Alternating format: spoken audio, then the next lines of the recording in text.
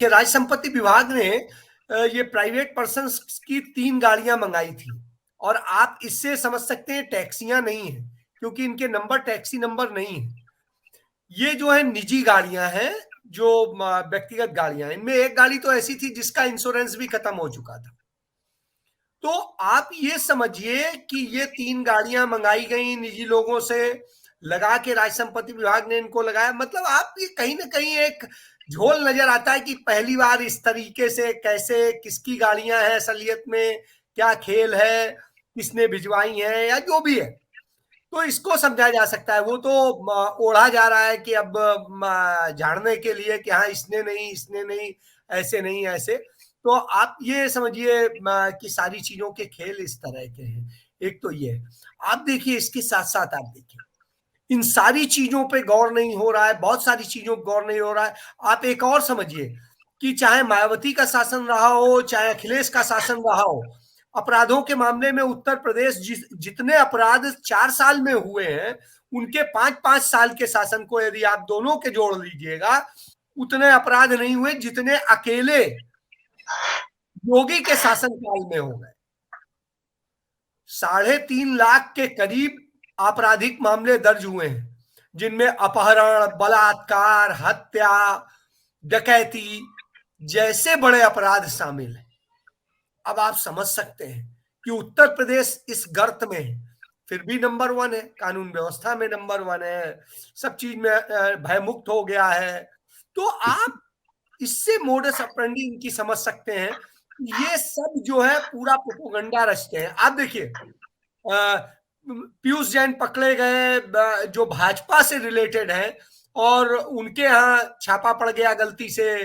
और और जैसे उसके तो बाद आप ये भी एक बड़ा मुद्दा बना हुआ है कि पीयूष जैन के पिताजी हैं कौन मैं, दरअसल। मैं वही कह रहा हूं कि वो उनसे जुड़े हुए लोग हैं। सुब्रत पाठक के साथ में उनका वो है, उनका जो अपना शिखर गुटका है, उसका उसके प्रोफाइल पेज पे वो सब लगा हुआ है।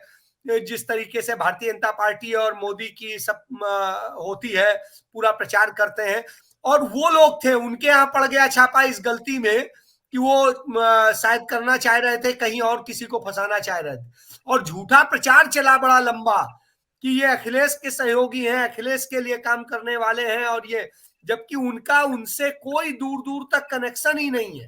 चित्र बनाया था ना उन्होंने। नहीं नहीं, वो इत्र बनाने वाले दूसरे हैं, वो बिल्कुल दूसरे हैं। उनका और उनका कोई दूर दूर तक कनेक्शन नहीं है। बस कन्नौज वाला जो घर है, एक ही मोहल्ले में है दोनों लोगों का, नंबर 1। वो भी पीयूष जैन और उनके भाई अमरीश जैन अब वहां रहते नहीं है बड़े लंबे समय से।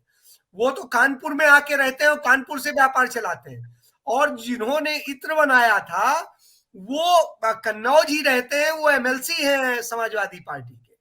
तो बहुत बड़ी सारी भ्रांतियां पैदा करी जा रही हैं, बड़ा सारा झूठ बोला जा रहा है, और ये प्रोपेगेंडा करके किस तरीके से किया जा रहा है, बदनाम करने की कोशिश की जा रही। क्योंकि मैंने जैसे पहले बताया, ये गोएबल्स के अनुयायी लोग हैं, जो हिटलर का प्रचार मंत्री था, जिसका ये कहना था कि इतने बार झूठ बोलो, 100 बार झूठ बोलो कि झूठ सच लगने लगे। और ये वही पालन करते हैं कि झूठ को सच बनाने की कोशिश करते हैं, इतना बोलते हैं, इतना प्रचारित करते हैं, इतना अब तो सोशल मीडिया और सबके थ्रू इतना ट्रोल कराते हैं कि आदमी को बदनाम कर दो, वो मतलब उसका चरित्र हनन इस ढंग से कर दो कि वो आत्महत्या कर ले। तो ये मतलब कोई भी गंदगी किसी भी स्तर तक गिर सकने वाले लोग हैं। तो ऐसे लोग जब चुनाव आयोग या जिनका चयन कर रहे हैं, तो आप समझ सकते हैं कि क्या होगा। ऐसे लोग जब सीबीआई के डायरेक्टर्स का चयन कर रहे होंगे, तो आप समझ सकते हैं क्या हो रहा होगा। और ऐसी स्थिति में जो चुने जाएंगे या नियुक्त किए जाएंगे, वो किसी के भी बुलावे पे चले जाएंगे, किसी भी तरह से चले जाएंगे। ना तो वहां नैतिकता है, ना पद की मर्यादा है, ना बहुत सारी चीजें। तो यही इन लोगों का करेक्टर है, और यही पूरी तरह का चाल चरित्र चेहरा है इनका। और आप हमसे जुड़े रहने के लिए सब्सक्राइब करें YouTube पर, फॉलो करें ट्विटर पर और लाइक करें Facebook पर। और ज्यादा जानकारी के लिए आपको टाइप करना होगा सिर्फ न्यूज़ नशा।